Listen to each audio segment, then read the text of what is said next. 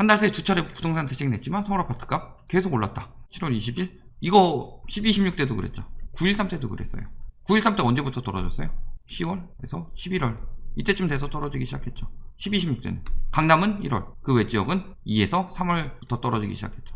한 달 새 부동산 대책 두 차례나 냈지만 그렇죠. 서울 아파트 값만 계속 올랐다. 6.17은 서울 잡는 거 아니었죠? 수도권 잡는 거였죠. 플러스 법인 잡는 거였고 여기에 갭투기 차단 이런 내용들이 좀 들어갔었죠. 요거 영향이 있는데 골자는 수도권 잡는 거였죠. 그리고 710은 나온 지 이제 열흘 됐다. 열흘 됐는데 뭘 벌써 효과를 말해요. 제가 콩나무 이런 거 많이 보나 봐요. 그냥 콩 심으면은 바로 콩나무가 이렇게 자라가지고 바로 콩을 주렁주렁 열어줘야 되죠. 기다리는 거 없죠. 유정란을 하나 사와서 품으면 하루 만에 닭이 돼야 되죠. 대책 후 한 달 서울 수도권 아파트값 계속 올랐다. 지금 6.17 대책으로 몰고 가죠. 왜? 710 효과는 저희가 자꾸 까니까 몇 주 걸린다고 하니까 6.17로 하는데 6.17에서 그 전에 풍선 효과 퍼진다는 데들 싹 다 잡혔죠. 근데 그런 효과 안 나오고 오히려 이쪽으로 다시 오른다. 뭐 그런 이야기 하고 있는데 광명 같은 경우는 이지수염 발생하기 시작했다. 영향이 있죠. 뭐 의왕 뭐 이런데 그런 것만 이야기하고 있다. 지방만 폭락한다. 최악의 시나리오라고 하면서 지방만 폭락. 그래서 보면 어때요? 중위 매매 가격 서울 올랐고 똘똘한 채로 오른다. 뭐 이런 식으로 이야기하고 있는데 똘똘한 채가 지금 영향을 받을 상황이냐. 자 15억 이상 대출 금지, 9억 이상 대출 규제 강화, 그리고 9억 이상 주택 샀을 때 전세자금 대출 즉시 반환. 이런 규제가 강화됐는데 파리 때처럼 똘똘한 채가 통하느냐. 근데 왜 똘똘한 채를 또 들고 왔어요? 다주택 규제가 강화되니까 얘기할 게 똘똘한 채밖에 없더라. 뭔가 획기적인 걸 발견하지 못하죠. 왜? 없으니까. 예전에 얘기했던 거 똘똘한 채 다시 들고 오는 거죠.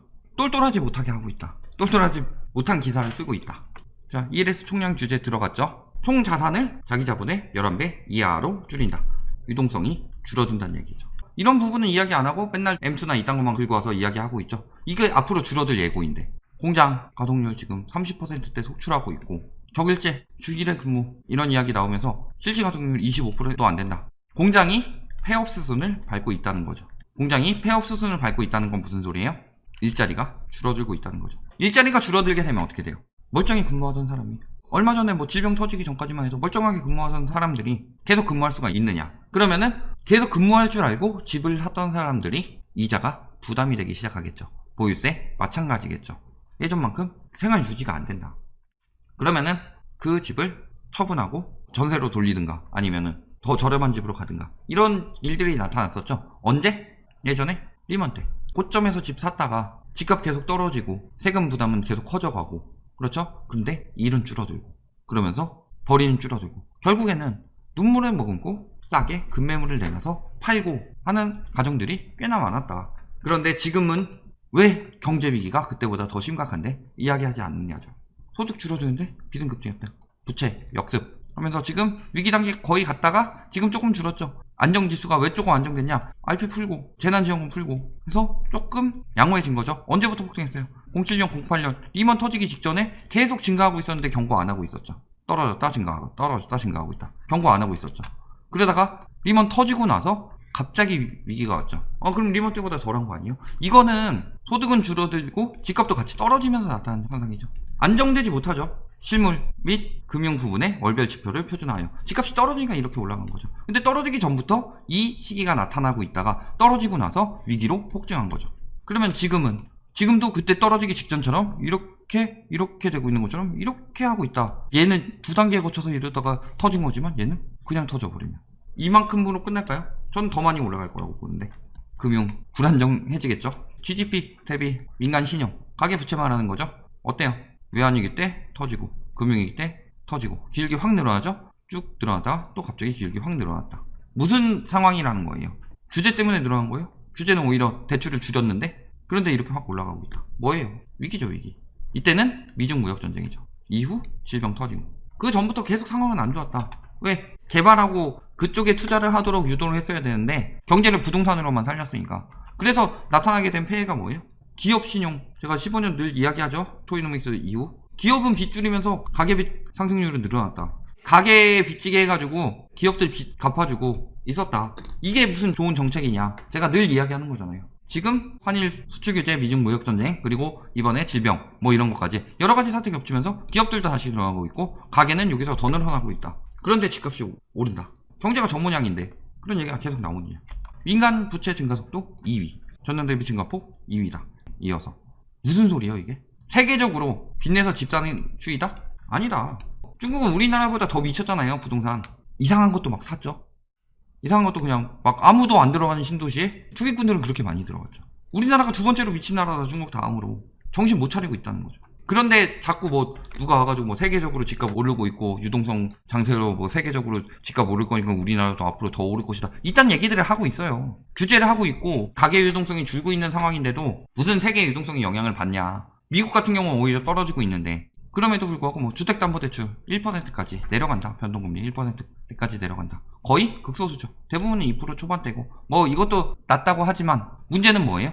9월에 신용평가 터지면서 회수가 일어날 수 있다는 거죠. 그 이후에 은행이 부실한 지표가 나타나게 되면 어떻게 되는 거예요? 대출을 회수하려고 들겠죠.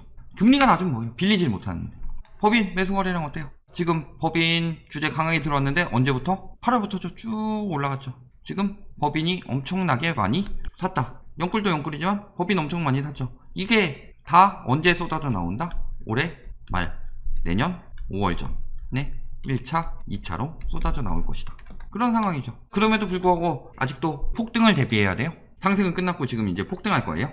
어느 지역부터 떨어지게 된다? 많이 들어간 지역들. 그렇죠? 청주는 엄청 많이 들어갔으니까 벌써부터 효과 나타나고 있죠. 부산, 진구, 인천, 그 다음에 창원, 수원 이런 데들이 법인 매물들이 쏟아져 나오면서 저런 지역들 위주로 하락세가 나타날 것이다. 사모펀드가 통째로 매입했다라고 해서 투기 규제 우회 전략이라고 하는데 뭐예요? 이거 미친 거죠. 아파트 46제 이례적으로 사들였다. 근데 이거 법인이죠, 법인.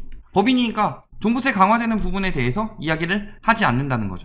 종부세 이번에 엄청나게 강화되는데 양도세만 가지고 자꾸 물고 늘어지고 있죠. 양도세가 더 강화될 것이니 법인으로 산다. 가능해요? 그러니까 저거는 뭐 사모펀드 저거 굉장히 특수한 경우죠. 저것도 나홀로의 리모델링 단지고 어때요 실질적으로? 법인 아까 많이 들어간 청주 같은 경우는 금매물 던지기 시작했다라는 거죠. 끊기고 매도 문의만 현지인들이나 법인 엄청 많이 거래했었죠. 플러스로 분양권 이런 것들 많이 샀었는데 어떻게 된다? 피 떨어지고 있는 마피아들 나오고 있다. 청주 먼저 나타나죠. 제대로 작살나는 건 지방부터 먼저 하고 서울도 마찬가지로 올 것이라고 했어요. 첫 번째 경제 상황, 경제 지표 몇 가지만 봐도 금융이나 실물 자산이 현실과의 괴리가 크다. 그리고 일자리 감소, 폐업 늘어나고 있으면서 가계 여력은 떨어져 가고 있죠.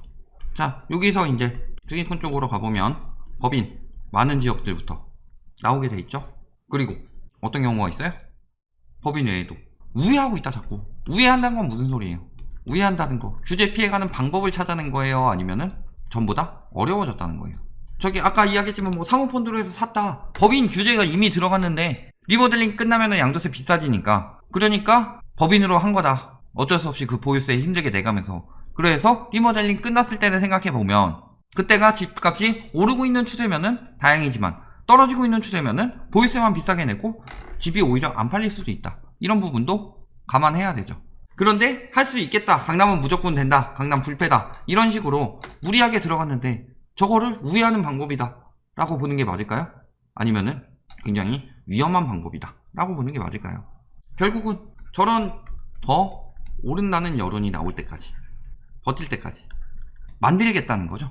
저런 말에 넘어가서 혹은 저런 말을 이용해서 나라도 비싸게 최대한 비싸게 팔고 빠져나가려고 그런 여론들을 만들고 있다. 그 말에 넘어가서 나도 그렇다. 그러니까 더 오를 거니까 지금이라도 급하게 빨리 해야지 라는 생각을 뭐 있어서 하셔도 된다. 세금 많이 내셔도 된다.